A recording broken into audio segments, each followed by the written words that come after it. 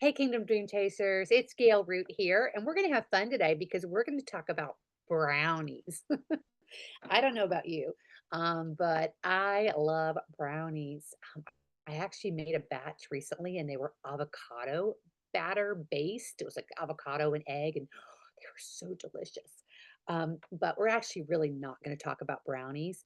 We're going to be talking about your message and how important it is. But I'm going to be using, I've got a few things for you. We're going to talk about brownies, and I'll obviously be weaving that into your message.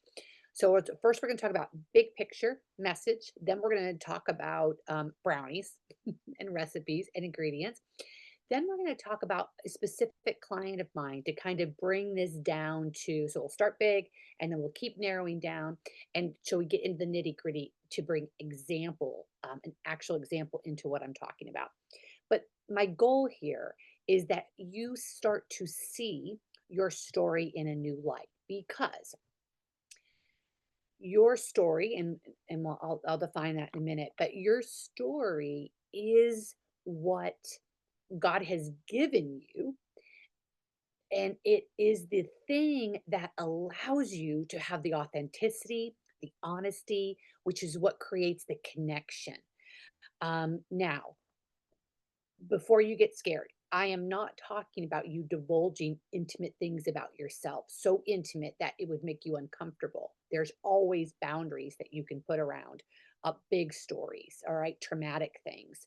But the truth is, if you're, let's just, for example, if you're in the wellness space, all right, it doesn't matter if it's spiritual wellness, physical wellness, beauty, skincare, oils, supplements, nutrition, health coaching, spiritual transformation. It doesn't matter what wellness you're bringing. You didn't just randomly come upon the desire to help people want to thrive in a certain way, an area in their life. It's very likely, I could even go out on a limb and say it's almost 100% guaranteed. That's a big limb I'm going out on, that you actually had an experience in your life, and it is that very experience, that story, that created that deep desire for you to want to help others because you had a painful experience. You, at one point, felt hopeless, shame filled, all the things, and then you overcame, and now you want to help others do the same. So, big picture, the message when it comes to being an online business, your message is crucial, and it is worthy of your time. It is worthy of you actually dedicating maybe a half an hour a day for a couple weeks to just journaling and bringing out more and more color. And this was kind of a funny thing that came up as I was preparing for this. Have you ever watched a movie and you, all of a sudden, in the middle of the movie, you were like, the first 20 minutes or 30 minutes, you're like, I don't even care about these people. Why am I watching this movie? Well, what happened in that moment is that the people who wrote the script and created the movie, they had not made the audience, you, care about that character. They hadn't brought enough color and dimension and emotion and feeling, because when you care about characters, you want to keep watching what's going to happen. Are they going to, oh gosh, this was awful what they're going through. Oh, are they going to get out of it? What's going to, so it creates curiosity, it creates connection there. And because why? Because they're connecting with similar things that have happened in their life. Not like exactly, but they've known betrayal, they've known hurt, they've known pain, they've known shame, right? And that's what these characters typically are going through, things like that, right? They have a story, and it's the story that draws you in and gets you caring. So start being a student of what it is when you see people posting that makes you, if you're drawn to them, if you're connected, what was it about what they shared, what they did, what part of their story, how did they use their words and their descriptive language to invite you into their story in a way, wait for it, that wasn't about them. It actually made you feel that they saw and cared about you. and I'm gonna be giving you some examples.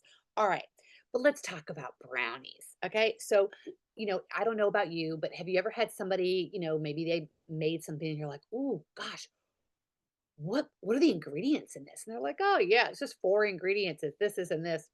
You got this. You can just go make it." It's like, "Okay." I'm usually like, "Okay, I can go make it, but wait a minute. What temperature do I put it in at? How much time does it bake for? And how did you get it so fudgy? I like my brownies fudgy. What if I didn't? What if I liked it cakey? I need you to tell me at what temperature is it going to get cakey and what temperature is it going to stay fudgy, right? How long do I cook it for to keep it fudgy? Um, what kind of pan do I put it in? How thick do I want it to be? So is it only an 8 by 8 pan or do I want it a 9 by 13? Right? Based on the amount of batter that I'm creating. So that's going to make a big difference. Is it going to be a metal pan or a glass pan? Because it's going to cook differently, right? So how much stirring am I doing? Because if I over stir, that's going to change the likelihood that I'm going to end up with my fudgy brownie, right? If I stir too much, is it going to end up cakey? If I don't stir enough, right? And then cooling. How long do I have to let it cool? Because if you know how it is, if you cut too fast, what's going to happen? It's going to crumble all over the place and be a mess. Sometimes we can't wait, right? My point is a recipe is far more than just telling you the ingredients, right? If you're a baker, you know what I'm talking about. There is so much more to it.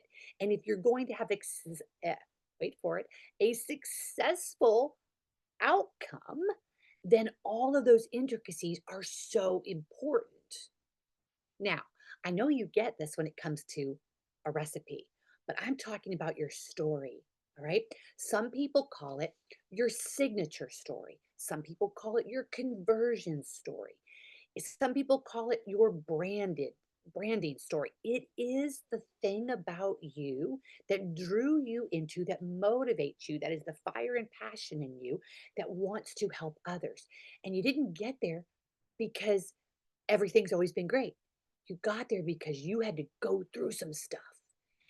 And in so doing, you know now that not only are you passionate about, but you can help others. You can give them hope.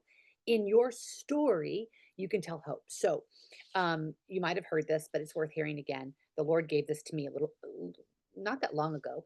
And it was, we do not tell our story to amplify ourselves.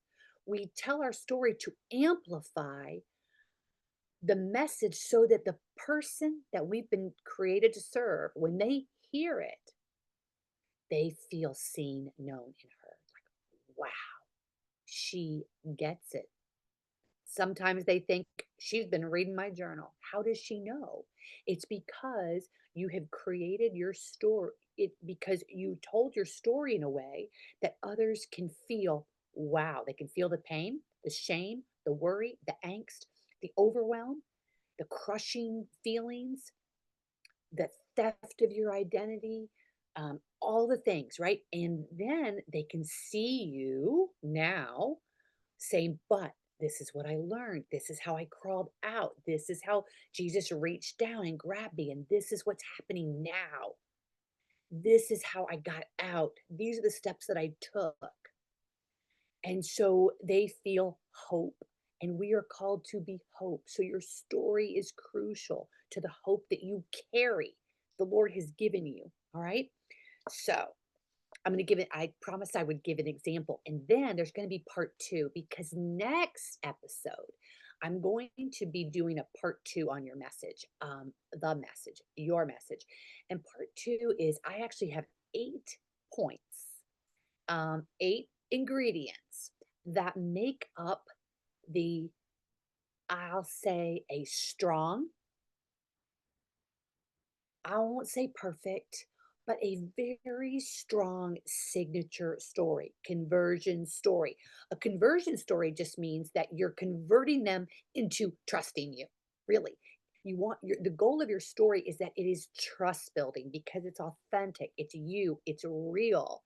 There's a level of vulnerability to it, but not where you're like calling out other people and bad mouthing other people and things like that, but where you're just sharing there were some dark days, there were some really tough times. I was caught up in, I'm not s anyway, you know what I'm talking about here.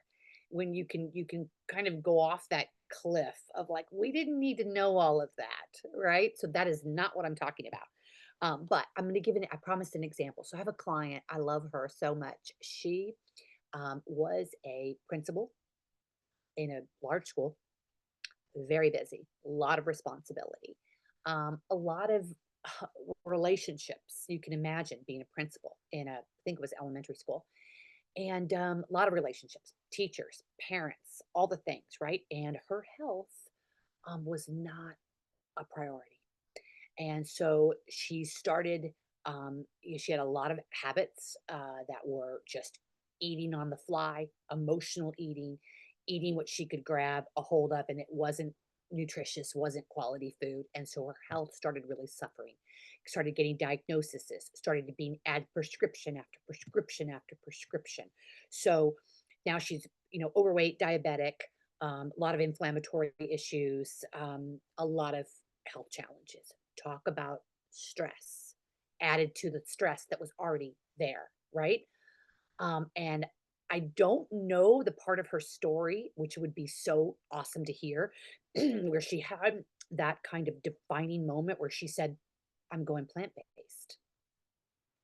And what would be really awesome to hear in her story, and I haven't heard it in a while, is what was all that skepticism that came up? Like, really? Can I do this? Is it really going to make a difference? Am I really going to be able to not eat meat?